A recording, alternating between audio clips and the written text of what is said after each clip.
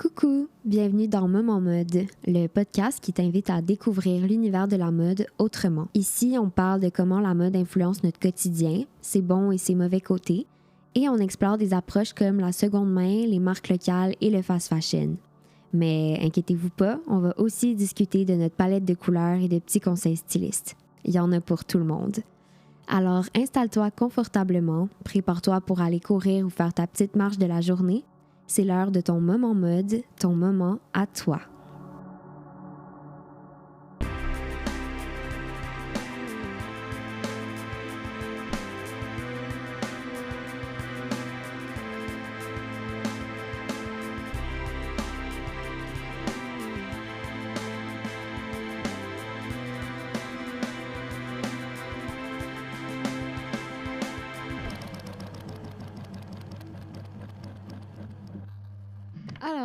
Bonjour et bienvenue au podcast Moment Mode pour l'épisode numéro 7. Aujourd'hui, on va plonger dans l'univers de la relève avec les diplômés de l'École supérieure de mode de Montréal, donc à l'UQAM. Ensemble, on va parler un peu de leurs études, des projets qui les ont marqués et on va aussi parler des rêves qu'ils aimeraient réaliser dans leur futur, proche ou loin.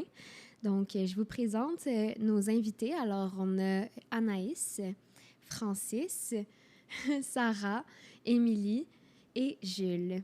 Aujourd'hui, je vous le dis à tous, mais on a 3 micros pour 6 personnes à peu près. Donc, c'est ça. On va vivre certaines petites choses tous ensemble.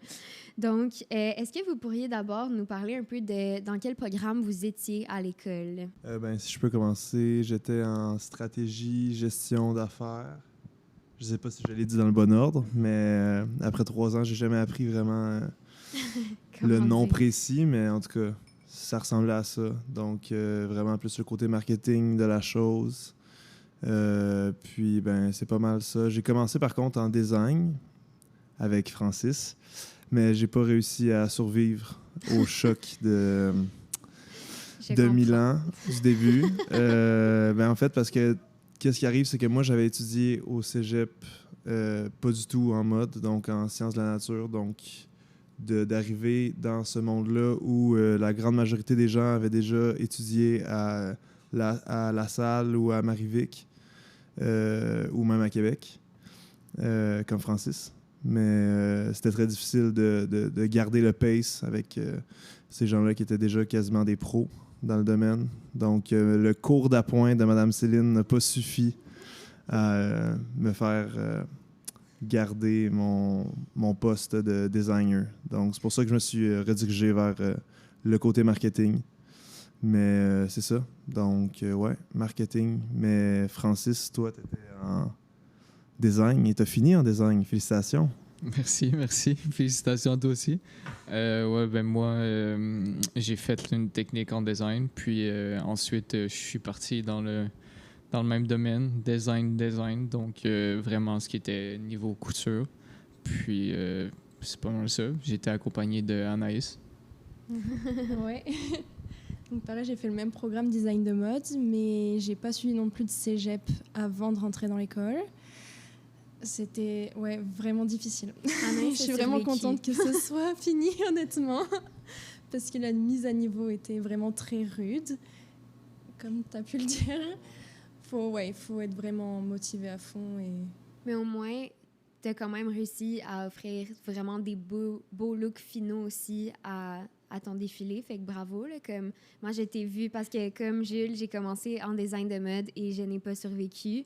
J'ai fait une session et j'ai arrêté parce que c'était trop. Mais j'ai fait une nuit blanche avec toi et t'es très travaillante. Donc, t'es une bonne nuit blanche. Moi, comme Jules, je suis en stratégie gestion des affaires. Et j'ai failli aller en design, mais je suis contente de ne pas être allée. J'avais une petite base, mais j'ai adoré faire gestion. J'ai toujours été très axée. J'ai toujours été très axée gestion, business. Alors, c'est ça que j'ai pris, puis c'était ça, puis c'était parfait pour moi. Salut. Et moi, finalement, j'ai fait l'autre programme qui est théorie, culture et valorisation de la mode. Et quand on me demande c'est quoi, je dis toujours que c'est un programme général de mode. Je trouve qu'on voit un peu de tout, on touche à tout, que ce soit l'histoire de l'art, l'histoire de la mode, le graphic design, même un petit peu de pratique, marketing, business. C'est vraiment très, très, très général. Même vous Voilà. faites un peu genre journalisme et tout. Ouais, Super ouais, cool. pas mal d'éditorialisme, c'est vrai. On écrit. On fait vraiment de tout. Genre, il n'y a aucune spécification, à mon avis. C'est vraiment très, très, très en gros. Mais c'était vraiment le fun aussi parce que votre projet final, c'était justement, ben même Jules, de faire un magazine. Fait que ça avait l'air quand même super le fun à faire, là. Autant le défilé qui avait l'air super intense, mais faire un magazine, c'est pas un petit jeu simple non plus, là. Mais ouais, si je peux spécifier dans le fond la raison pourquoi Émilie et moi on a pu faire le projet du magazine qui était de base un projet final d'études qui était en partie dans les choix du programme de Sarah. C'est parce qu'on s'est mis dans des équipes où il y avait des gens en théorie. Parce que sinon, on n'aurait pas pu Vous avoir la aviez des chance. choix. Vous pouviez pas choisir de faire n'importe quoi. Non. Ouais. Ben, On dans le avait fond, des- c'est ouais. qu'on aurait pu faire un magazine en tant que gestion. Il y en a qui l'ont fait, mais il fallait faire le plan d'affaires. Donc, tu faisais pas comme un magazine concret. Mais comme moi et Jules, on était dans des équipes, on était dans 2 équipes séparées, mais avec des gens en théorie, on a pu vraiment mettre genre en application, genre faire les articles, faire les photoshoots, créer un produit créatif culturel. Et genre, mis à part, pas s'occuper de plan d'affaires et marché, mise en marché et tout. Donc, c'est super fun. Moi, j'ai adoré avoir ce côté créatif pour finir mon bac. Ouais. Je suis d'accord avec ce que tu viens de dire. J'appuie. Non, mais c'est vrai. Mais c'est aussi un des défauts que j'ai trouvé comme à notre programme de stratégie. J'ai trouvé que il n'y avait pas assez vraiment de cours dans lesquels notre fibre créative était mise de l'avant. Puis c'est pour ça que le PFE a comme joué un gros rôle de sauveur un peu, si on veut, du bac, pour moi, en tout cas. Est-ce que vous pensez qu'il y a trop de programmes? Comme Trop de- pour tout le monde, dans le fond, design de mode est divisé en 4. Ouais. Design, stratégie, théorie, Puis l'autre, commercialisation. ouais, c'est ça. Est-ce que tu penses qu'il y en a trop? Ben, en fait, je te dirais que les cours que j'ai préférés, c'était ceux de la première année. Donc, quand on était encore dans le tronc commun, où on était encore un peu dans le touche-à-tout, puis on avait des grosses classes. Donc, je pense que, ouais, un bel ajout qu'il devrait faire, c'est de continuer ces cours-là où tout le monde est impliqué de façon plus constante au cours que ton cheminement avance, je pense. Je dirais la même chose aussi. Je sens que moi, personnellement, mes cours ont toujours été un peu touche à tout, justement. Mais au début, je voyais pas vraiment l'utilité à avoir différents programmes, puisqu'on se voyait tous dans... Genre, je savais pas qu'Émilie était dans un différent programme ou que Jules était dans un différent programme. À part, je trouve qu'il y a une séparation vraiment avec les personnes en design de mode. Vous, on vous a vraiment pas côtoyé comme pendant notre parcours. À part, je dirais, la dernière session, là, ça a été plus Ouais, commun. la séparation est Ouais. comme énorme. Et ouais, on a genre énorme, aucun là. contact. Ouais, exactement. Je veux dire, enfin, c'est qu'on a plus un bâtiment et des étages qui nous sont dédiés. Donc on est comme vraiment tous ensemble et coincés dans cette salle jour et nuit. Mais C'est aussi que, c'est ça, c'est que souvent, mettons, les gens, je pense, dans les autres programmes vont, je sais pas, étudier ensemble dans un café ou je sais pas trop, mais les gens en design vont soit chez eux coudre sur leur machine à coudre chez eux ou ben ils sont pris dans l'atelier toute la journée, fait qu'ils redescendent jamais, en fait, là. Mais ce qui aurait été intéressant, c'est de jumeler. Moi, je sais en tout cas que c'est ça qu'on a fait à mon cégep quand j'ai terminé. On avait jumelé les gens de commercialisation avec les gens de design pour leur projet final, ce qui aurait pu apporter beaucoup. Parce que, je veux dire, nous, on a plus la fibre créative au niveau vestimentaire, au niveau confection et tout cela. Mais je sais pas faire un post Instagram. Comme on va se l'avouer, je le sais pas. J'ai de la misère à faire mes chiffres, j'ai de la misère à faire la promotion et tout. Donc, les gens qui sont dans les autres concentrations, qui sont plus forts que moi là-dedans, nowhere to be seen. Parce qu'il y a trop Ouais. une grande... C'est vrai que faire une équipe avec des gens de tous les programmes, ça aurait pu être super. Mais aussi, pour répondre à ta question, je suis pas sûre que c'est qu'il y a trop de programmes, mais je pense plutôt que c'est peut-être mal expliqué d'appoint, genre à l'avance. Comme surtout la différence entre stratégie d'affaires que moi et Jules on a fait et gestion de l'innovation. Et même théorie, c'est comme pas très clair avant de rentrer. Genre oui, design justement, c'est comme super mis à part, mais les trois autres sont comme différents quand tu es dedans. Comme c'est très différent quand je regarde ce que Sarah et Alice, notre autre amie, faisaient et ce que moi je faisais. Moi, j'avais comme des cours de comptabilité, des cours très, très théoriques, gestion de l'opération, tandis que eux, c'était plus éditorial, on écrit des articles, ce qui est super fun, mais c'était comme pas nécessairement très bien, genre, advertise, excusez l'anglicisme, avant. Mais donc, c'est c'est quoi? peut-être pour ça qu'après, les gens arrivent puis ils sont comme, bon, Jules, justement, trouvait que c'était pas assez créatif. Puis, parce que c'était toujours, on était plutôt dans les chiffres. Tu fais le Excel, tu vas comme créer un concept créatif, mais jamais l'amener à point. À part avec le prof on avait un projet ensemble avec le prof cool où on a pu faire comme un vidéo. Genre, tu te rappelles? Ouais, on a fait un vidéo et genre, on pouvait être un peu plus créatif, mais de mémoire, c'est genre le seul projet qu'on pouvait faire ça. Puis est-ce que, ben, tu pourras dire, mais est-ce que, c'est quoi en fait qui vous a convaincu de rentrer dans ces programmes-là si c'était pas, vous avez dû vous fier à la petite description sur le site de l'UQAM, fait que... Ben, je dirais que c'était vraiment... ben moi, j'avais fait un an avant ça en architecture du paysage à l'Université de Montréal. Puis la raison pourquoi j'avais fait le saut vers la mode, c'était que j'ai toujours eu comme une passion pour le monde de la mode. Puis je me suis dit, ben, tant qu'à aller dans un domaine qui est plus créatif comme l'était l'architecture de paysage, je vais aller dans quelque chose qui me passionne réellement. Comme ça, ben, j'aurai pas vraiment l'impression de travailler quand je vais faire des gros projets. Donc, oui, j'ai regardé la page de l'UQAM, mais pas tant que ça. Genre, je me souviens d'avoir regardé les vidéos qui expliquaient chaque branche.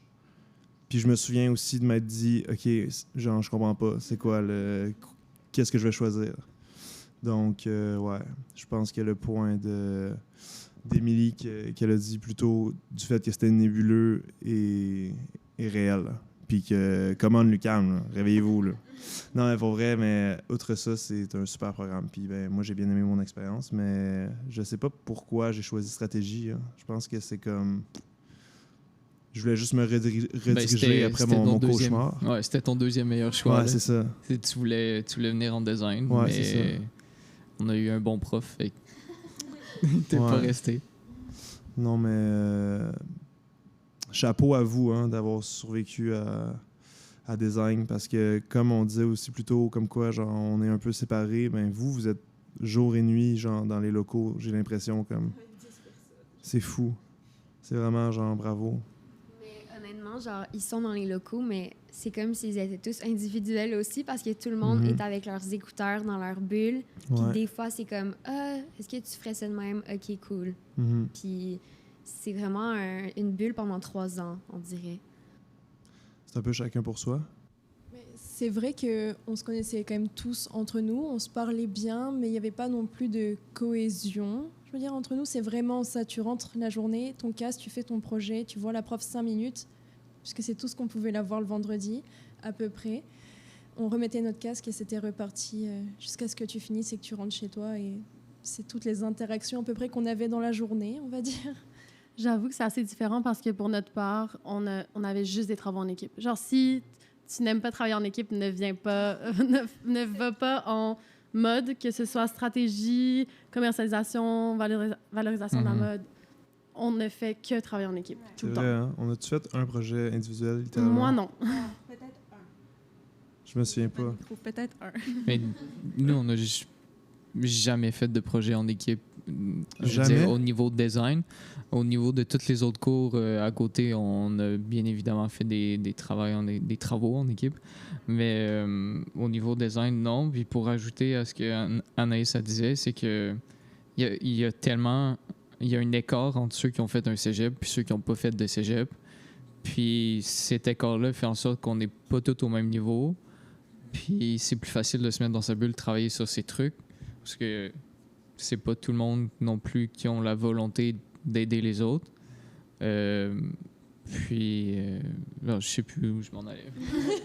Puis admettons, avec tout votre parcours, est-ce qu'il y a eu un moment pendant vos 3 ans où vous vous êtes dit « OK, ouais, là, je suis à la bonne place, puis c'est vraiment ça que je veux faire plus tard. » Ben, pour moi, c'était à la toute fin. Sincèrement, au PFE, quand j'ai fait le magazine avec mon équipe d'étoiles, pour vrai, non, sans rigoler, j'ai adoré ce projet-là. Puis, c'est d'ailleurs comme un projet que j'ai envie de continuer dans le futur, de faire l'éditorial d'un magazine culturel. J'ai trouvé vraiment que ça me rejoignait en tant que personne. Puis, c'est ça, dans le fond, j'ai trouvé que les chiffres, c'est cool, puis c'est le fun d'en apprendre. Je trouve que en stratégie d'affaires, j'ai appris des choses super qui vont peut-être m'être utiles si plus tard, j'ai l'intention de partir ma propre business. Mais d'aller travailler pour comme une grosse compagnie corpo puis de juste faire les bilans des ventes, je pense pas que c'est quelque chose qui me rejoint tellement. Donc, c'est vraiment à la fin, lors du projet final, que pour moi, j'ai eu comme l'éveil, si on veut, de genre « Wow, j'aime bien mon programme ». Juste vite, pour répondre sur ce que tu as dit, si tu portes ton entreprise, c'est dommage parce que si tu la portes, tu vas sûrement avoir besoin de quelqu'un comme nous pour t'aider à design, t'aider à réfléchir à tout ça. Puis on n'a pas travaillé ensemble à l'école, on n'a jamais collaboré. C'est vrai que c'est un point, j'avais jamais pensé à ça, mais c'est super intéressant. Ça pourrait être vraiment quelque chose qui ferait comme des équipes de tonnerre plutôt. Mais pour répondre à ta question, Mara, moi, je pense que c'est peut-être comme l'inverse. Genre, quand je suis rentrée à l'UQAM, j'étais tellement stickée sur la mode. J'étais comme, c'est ça que je veux faire, business, mode. Je veux justement aller dans une grosse compagnie de mode de luxe, puis être comme un pion dans la machine. Puis au fil que j'ai appris, j'étais comme, tu sais quoi, je suis pas sûre. Et notre magazine aussi, ça m'a dit, j'adore l'éditorial, j'adore faire des entrevues. Donc, ça a comme plus ouvert mes horizons plutôt qu'autre chose. Mais j'ai quand même vraiment apprécié. Puis, comme Jules, j'ai beaucoup aimé les cours, moi, de business. Mais j'ai toujours été très comme ça, très entrepreneuriale. J'avais déjà fait ma propre business. Donc, j'avais quand même une petite base. J'avais étudié en business au cégep aussi. Donc, j'ai beaucoup aimé cette partie. Mais ça m'a pas comme poussé plus dans la mode, plutôt comme à l'inverse, genre, j'étais plus comme, peut-être les meubles, peut-être l'éditorial, donc oui. Mais c'était quand même super cool d'étudier dans la mode, puis d'avoir tous les exemples de mode, genre. Puis, ben, mini question, mais c'était quoi ton entreprise que tu avais? Ah, OK. Je suis curieuse. Mais dans le fond, quand j'avais 16 ans, j'ai parti mon entreprise. J'avais fait une collection de 8 morceaux, parce que back then, je cousais aussi. C'est pour ça que j'ai failli aller en design. Et ça s'appelait By EMC, donc mes initiales. J'ai fait ça pendant 3-4 ans. Mais quand je suis rentrée à l'Uni, c'était un peu trop intense. Et je faisais tout toute seule. Et c'était un peu trop. J'ai retrouvé faire tout moi-même. Je faisais du juste à temps, mais aussi un peu de production. Puis c'était énormément de travail. J'en dormais plus, j'étais plus capable. Donc, pour focusser sur mes études, j'ai arrêté. Mais il y a encore le site, là, mais ouais, je le fais plus. Ouais. Peut-être un jour. Ben, c'est ça que je dis. Je me dis, peut-être un jour, comme Jules, j'aimerais peut-être faire ma propre entreprise, mais pas de mode. Pas genre faire mes propres designs. Mes intérêts ont shifté par rapport à ça. Ouais. C'est quoi, c'est pas la mode? Quoi? Justement, peut-être comme une entreprise de, je sais pas, meubles ou même peut-être dans l'alimentaire. Ou comme j'ai déjà dit à Sarah, j'aimerais peut-être faire un genre de gros centre. Je sais pas si je veux que ça reste dans le podcast, mais comme un gros centre de genre café / centre de bien-être, genre spa, gym, genre créer un lieu. Esthéticienne. Ouais, genre un peu de tout parce que je suis un peu. Mes intérêts sont très, très vastes. Je vais travailler pour elle. Des beaux meubles. Avec des beaux meubles à vendre, avec des trucs cool à vendre, ouais. Exact. Moi, je trouve que c'est assez différent de vous deux, donc c'est assez intéressant.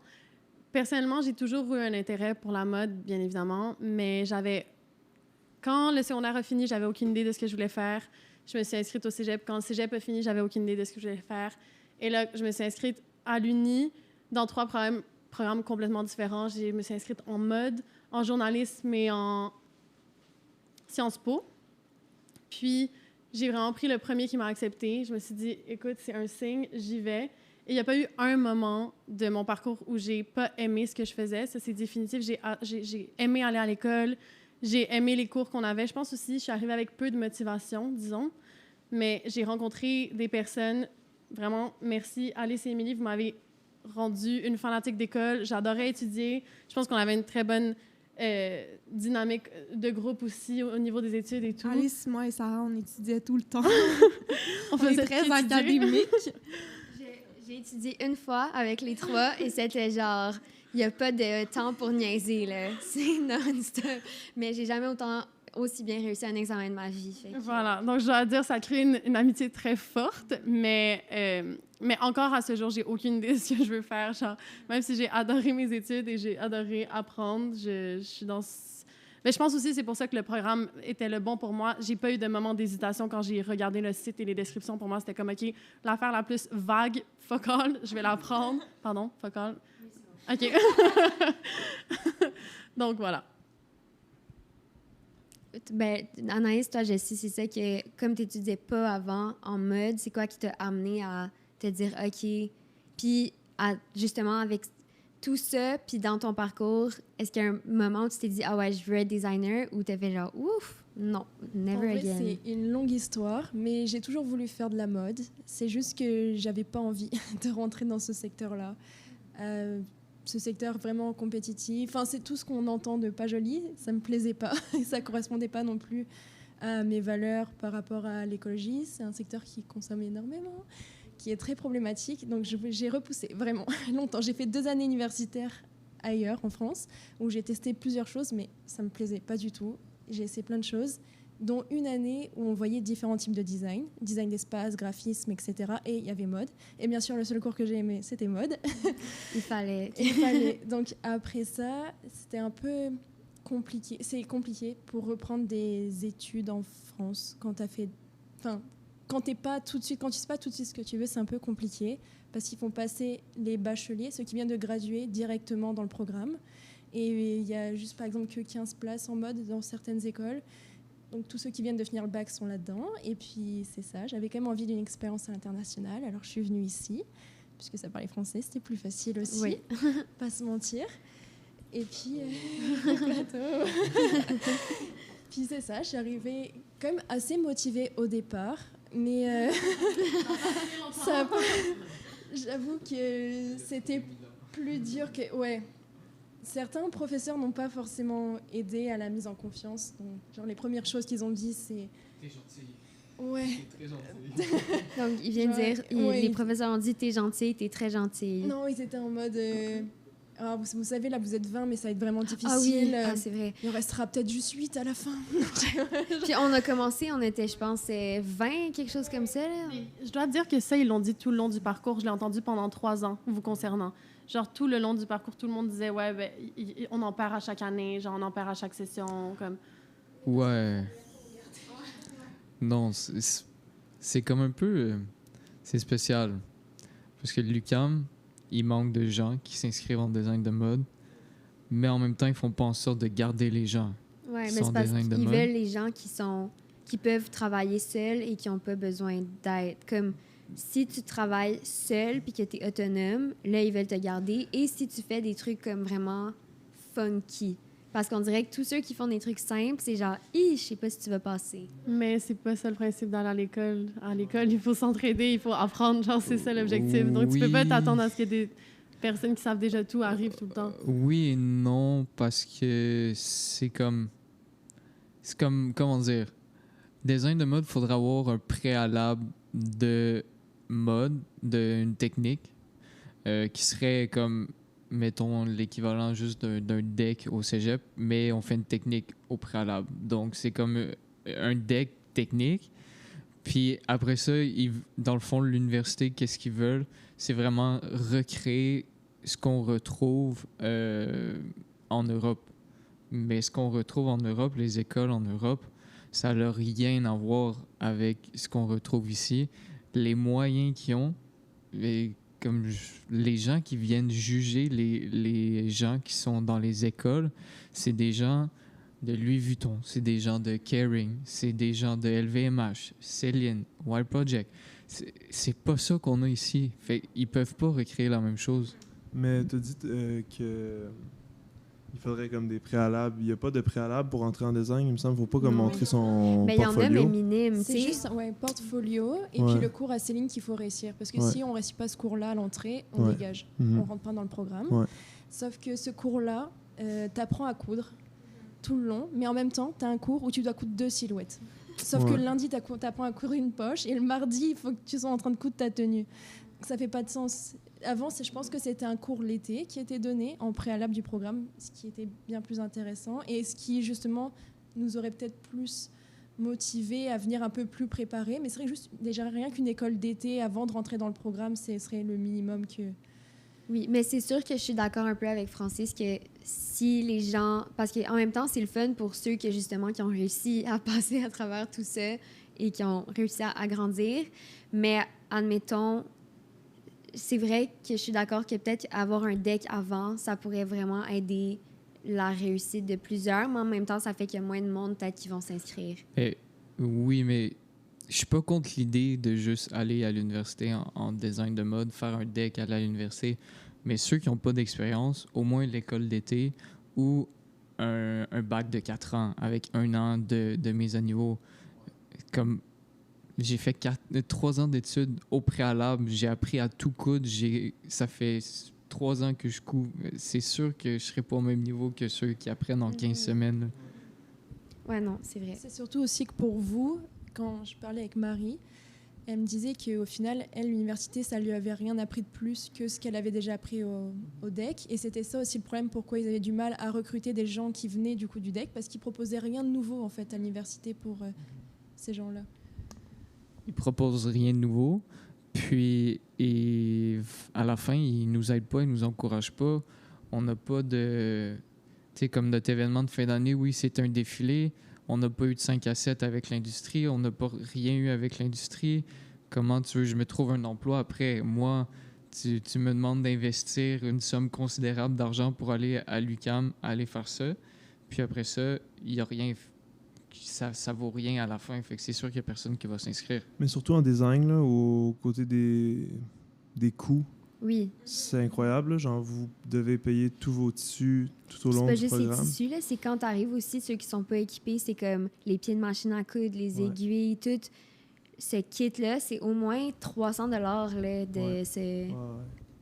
Ben ça, c'est aussi un problème de l'UQAM. Là. Je suis désolé, mais comme faites en sorte qu'il y ait une certaine sécurité puis que les élèves ne volent pas ou whatever, parce que ne pas avoir les pieds sur les machines à coudre, ne pas avoir les aiguilles, ne pas avoir ci, ne pas avoir ça, ne pas avoir... Sérieux, c'est absurde. T'es en train de me dire qu'on est dans une école universitaire puis qu'il n'y a pas ça. Est-ce que vous êtes déjà rentré au HEC? Ouais. Oui, et j'ai été humbled. Genre, j'ai vraiment... Je me rappelle, moi, j'ai juste étudié au HEC tout le long de mon parcours scolaire. Ben, universitaire, plutôt. Je suis juste allée là-bas. J'avais même pas mis les pieds. J'avais mis les pieds une fois à la bibliothèque de l'UQAM et je n'étais jamais retournée. Mais c'est parce que c'est incroyable. Tu rentres dans cet endroit et ça sent le prestige. Non, mais c'est vrai. Genre, c'est beau, c'est lumineux, c'est inspirant. La bibliothèque est énorme, immense, genre propre. Tu as envie d'être là-bas et de passer tout ton temps là-bas. Et je comprends pourquoi les gens vont au HEC plutôt qu'à l'ESG. Désolée. Ouais. Ben, c'est une question de culture, je pense. Parce que l'art n'est pas valorisé. Oui. L'UQAM offre beaucoup d'art. Puis au HEC, c'est tout ce qui est enseigné à l'HEC est valorisé. Tout ce qui est valorisé après ça dans... Ouais, ils ont beaucoup plus Dans la d'investisseurs société. aussi. C'est ça, l'argent Exact. des subventions est passé. Il y a des investisseurs privés au HEC versus beaucoup moins à l'ESG, l'UQAM, encore moins c'est moi à puis toi qui l'ESN. investissent. Ouais, c'est ça. Exact. Puis admettons, je sais qu'Émilie et Gilles, vous en avez peut-être un peu parlé avec l'éditorial. Sarah, tu dis que tu sais pas trop, mais est-ce que vous avez quand même comme un petit rêve pour le futur? Est-ce qu'il y a quand même quelque chose que vous vous dites, hey, ça, si je pouvais faire ça les restants de ma vie, ça serait insane? Oui, direct dans la mode, pas nécessairement. Moi, en fin août, je déménage à Milan. Donc, Insane. dans le but, dans le but de me trouver un emploi. T'as-tu besoin d'un coloc? J'ai déjà un coloc. Un troisième? Puis, ouais, donc je vais essayer de me trouver un emploi, mais c'est ça. Je te dirais, ce qui m'a plus passionnée, c'est plutôt comme le domaine de... Moi, j'ai beaucoup aimé la communication, marketing, genre créer une histoire, un branding. Par exemple, le cours de sémiotique de Alexandre Bélanger. Le GOAT. Shout out, ouais. De toute la session. Et le meilleur prof. On Ouais. t'adore, Alex. J'ai vraiment aimé ce cours, puis aussi, c'est ce que j'avais aimé faire dans ma propre business, c'est ce que j'aime faire dans mon emploi maintenant. Donc, c'est plutôt ça, je dirais, mon rêve. Puis aussi, juste de découvrir la nouvelle ville, puis donc les marques italiennes. Donc, aller dans cet univers-là, c'est mon rêve. Puis j'ai une école de rêve aussi là-bas pour ma maîtrise, mais ouais. Fait que ça serait habiter là pour toute ta vie ou pour juste le temps de faire ta maîtrise et voir? Non, je me projette pas si loin que ça. J'aimerais ça faire ma maîtrise l'an prochain et c'est 2 ans, donc ça serait pour 3 ans. Ensuite, on verra. Ben, amuse-toi bien. Merci. 5-year plan. C'est un 3-year plan. Polymoda. Non, voulais aller à Polymoda de base, mais là, j'aimerais aller à Bocconi dans le programme de mode. Mais je sais pas si je veux mettre ça pour pas le jinx. On fait du bois.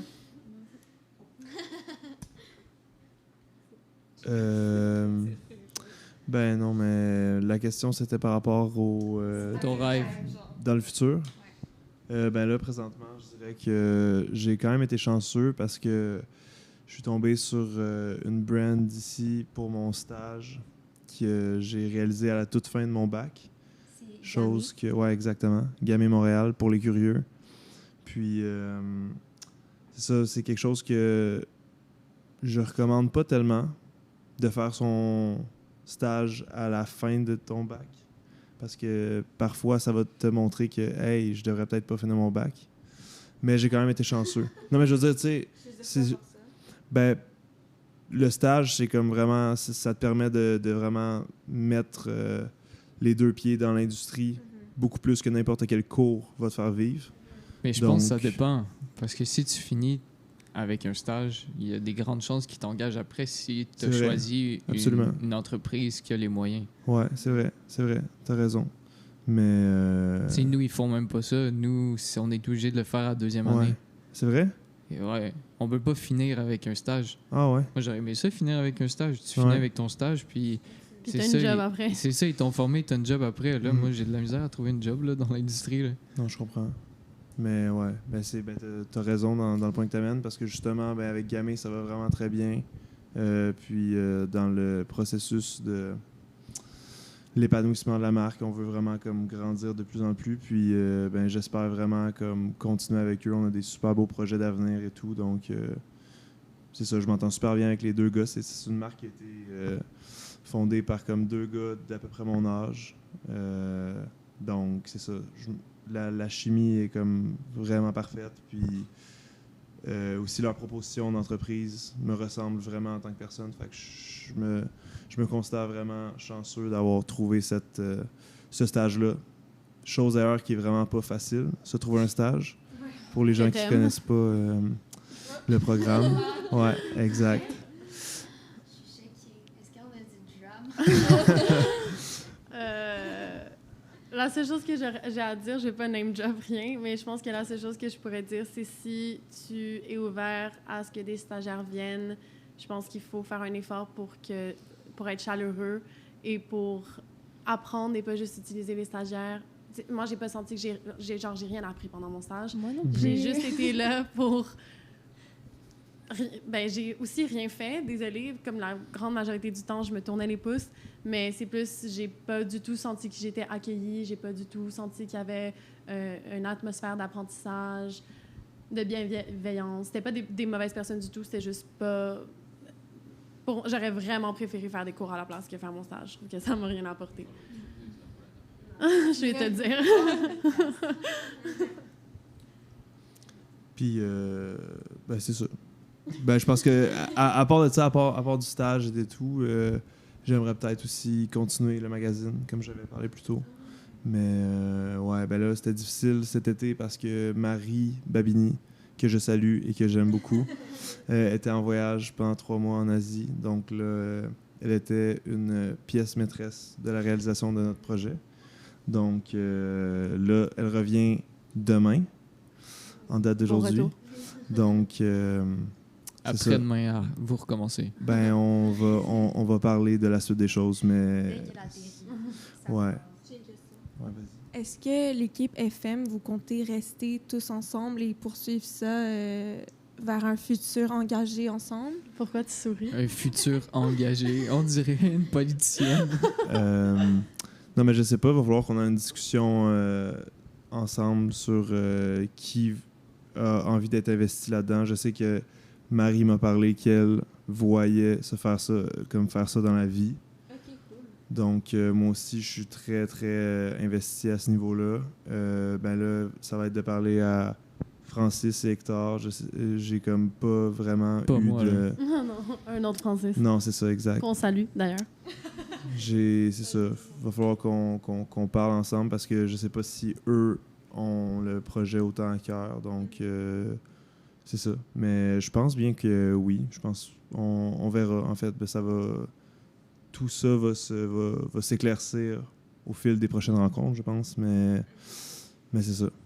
Vous, avec votre magazine, y a-t-il une suite? Nous, ou... je pense pas qu'on continue. Non?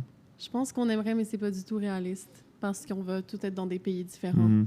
à partir de... dans une semaine. Mais never say never.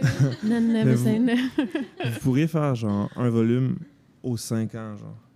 Oui, À c'est chaque possible. 5 ans. C'est possible. On se revoit dans 5 ans. Ouais. Donc, c'est ça. Ben, Sarah, toi, est-ce que tu en as des projets que tu aimerais peut-être, que tu te vois dans... C'est ça, on fait un petit cercle, mais c'est à ton tour. Écoutez, moi, je pense que je suis en recherche de moi-même en ce moment. J'ai pas de projet dans l'immédiat. Je reviens d'un long voyage qui me donne juste envie de repartir. Je pense que j'ai toujours eu une attraction envers... Est-ce que attraction, c'est un mot? Pardon, je l'ai traduit directement de l'espagnol. J'ai toujours eu une attirance envers la photographie, l'éditorialisme. J'adore écrire, j'adore lire, j'adore éditer des photos. Fait que je pense que ça, des créatifs, je vais en faire toute ma vie, définitivement. J'adore ça. Je pense que ça me passionne. Mais je me vois pas le faire en tant que job. Je préfère le faire pour moi-même.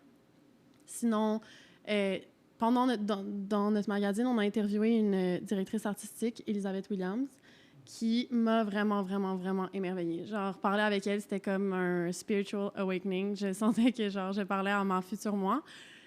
Je pense que dans le futur un peu plus lointain que proche, ça serait vraiment un domaine qui m'intéresserait. Mais encore là, il faut que je cherche un peu plus à ce niveau-là. Pour le moment, je me dis, écoute, quoi de mieux pour se découvrir et savoir ce qu'on veut faire qu'explorer le monde. Donc, c'est vraiment, vraiment là-dedans que je me situe présentement. 100%, parce qu'en plus, tu vas rencontrer plein de gens, tu vas pouvoir parler à des gens qui ont fait des choses différentes. Fait que ça va être vraiment le fun. Une belle année qui s'en vient. Et vous, les deux personnes en design, qu'est-ce qui se passe? Aïe, aïe, aïe. Est-ce qu'on a des rêves? Oui, on a des rêves. Est-ce qu'ils sont réalistes? Je sais pas. Voyager, c'est certainement quelque chose personnellement que je veux faire. Malheureusement, ça va peut-être impliquer que je reste là-bas. Parce que le marché ici de mode ne me convient pas. Mais pour l'instant, je travaille tranquillement avec des brands, je les accompagne. Fait que si je pouvais faire ça dans un futur, je pense que ça serait quand même un dream job. Ça serait quand même assez intéressant. Fait que t'as plus envie d'accompagner une marque que de faire des vêtements? Oui et non, parce que dans le fond, quand j'accompagne les marques, dans le fond, c'est quasiment si c'est moi qui le faisais, parce que souvent, c'est des gens qui n'ont pas l'éducation de mode que moi j'ai. Mais j'aimerais ça, c'est sûr, partir ma marque, mais je pense pas que ça va être dans l'écosystème québécois. Fait que c'est à voir. Mais en tout cas, Est-ce que quand tu dis accompagner, tu parles que tu fais le design pour les marques ou tu les accompagnes en mode conseil de branding, Un peu de tout. J'ai une marque qui est, dans le fond, rendu mon ami. Lui, je l'accompagne à quasiment tous les niveaux. Puis j'ai d'autres gens qui sont venus me voir aussi pour que je les accompagne sur certains niveaux. Malheureusement, c'est des gens pas mal de mon âge. Ils n'ont pas nécessairement tout l'argent qu'ils voudraient. Donc, ils sont pas capables nécessairement de me payer pour que je fasse tout. Donc, je les accompagne par-ci, par-là en faisant... C'est comme un exemple de... je vais prononcer mal, mais c'est quoi? Hurtlish. C'est un artiste qui ne fait pas de vêtements, mais qui est bon en peinture. Donc, il va peindre des choses sur les vêtements. Puis après, c'est Francis qui coud les vêtements. Fait que... je couds pas, mais dans le fond, lui, il a commencé en sérigraphie. Puis là, c'est ça, il passe sa marque tranquillement, pas vite. Puis je l'accompagne dans tout parce qu'il n'y a pas le knowledge que nous, on pourrait avoir là-dedans. Donc, ouais.